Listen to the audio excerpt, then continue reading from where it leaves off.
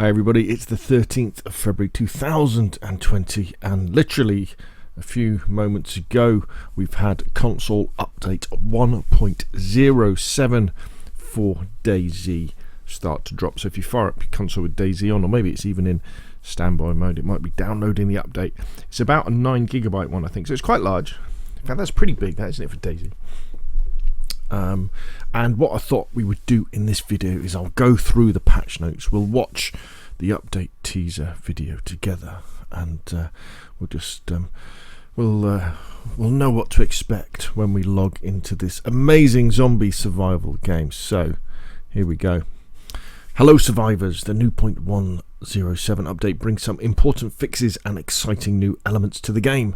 We are adding the repeater carbine, which uses 357 rounds, and the 12 gauge rubber slugs, which can be used by any of your favourite shotguns. So a non-lethal round for the shotgun, just to knock people out. It could be quite fun. Then you tie them up. Or I guess you could just take their stuff and then run off, couldn't you? This new update also focuses on important fixes, from small gameplay tweaks to the inventory fixes that were affecting the player's experience since the release of 1.06. You will also be able to find the newly added amusement parks, which are scattered across Chernerus. Watch the trailer and read the patch notes below. So let's watch this trailer together. Peggy 18.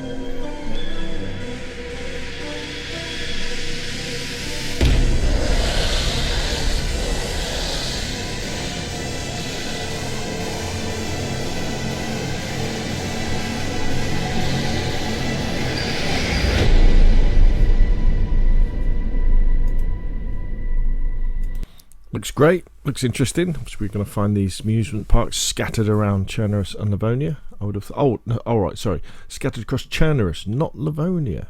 Yeah, coolio. So let's read the patch notes. Here we go. Game added the repeater carbine, added the 357 rounds for the repeater carbine, added the 12 gauge rubber slugs, added amusement park locations through Chernerus, and now we've got a massive list of bug fixes. So let's go through these. Fixed. Client error caused by re-encountering the weapon you dropped during a previous death. Fixed. The map always used to open at the top left corner. Now it remembers the last open position. Alright. Good. So that map might actually use it. Fixed. Disabled the jumper action for backseat passengers of the Ada 4x4. Fixed. Action circles missing while dismantling the oven. If I'm not going to stop saying fixed, I'm just going to say the bug fixes. The player can no longer attach both suppression composite to the SG5K. Issue caused by starting an action with a different item in your hands between client and server. They fixed an animation glitch related to throwing. They fixed several types of inventory interactions related to item swapping. Yippee! Water bonus from wells was added too early in the action. The infected would not cause bleeding as intended. They fixed issues with doors in the aircraft hangar, hospital, school and the harbour crane. Issues with sounds of doors in the fire station and the big ATC buildings are no more. You should no longer have problems with the ladder on the construction site. Piles of wooden planks could spawn on top of each other. That's been fixed. The big doorway of the sawmill had bullet collision. Object placement fixes for Enoch and Chernerus Plus terrains. So that's Livonia and Chernerus. A yellow heat comfort was giving penalty on health regeneration.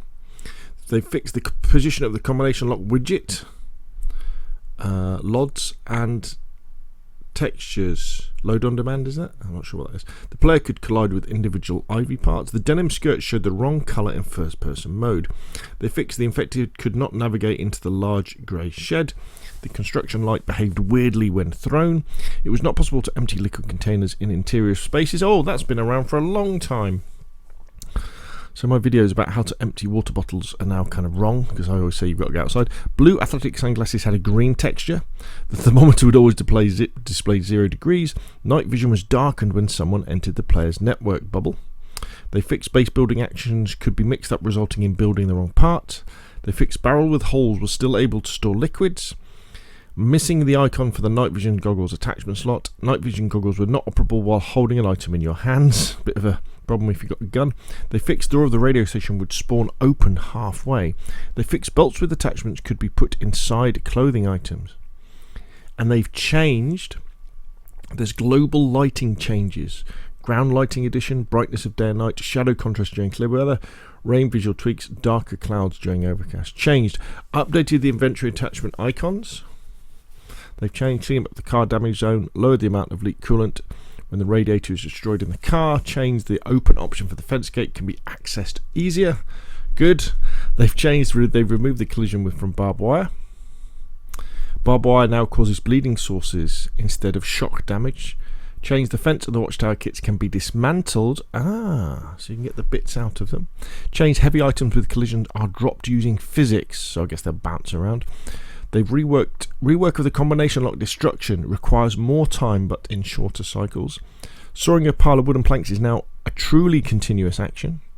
They've tweaked a decreased range of the nightlight and changed its colour, position and brightness for better immersion. They've tweaked the fence gate opens and closes slower. Inventory view of the assault helmet visor. Tweaked, you receive 1 additional plank when cutting down a wooden log. Yippee! You'll receive 1 more wooden log when cutting down most trees. Base building materials are now placed more clearly. Tweaked sound, sorted the attachment icons of firearms. The base building build action won't show up at all when it's being blocked. Previously it allowed you to do stuff without anything happening. Tweaked adjust the logic behind obstacle checks when building base building parts, so you shouldn't get hung up quite so often. Tweaked the map is now full screen. Tweaked remove the collision from tourist trail poles. Tweaked the pickaxe can build watchtowers and fences again. Excellent.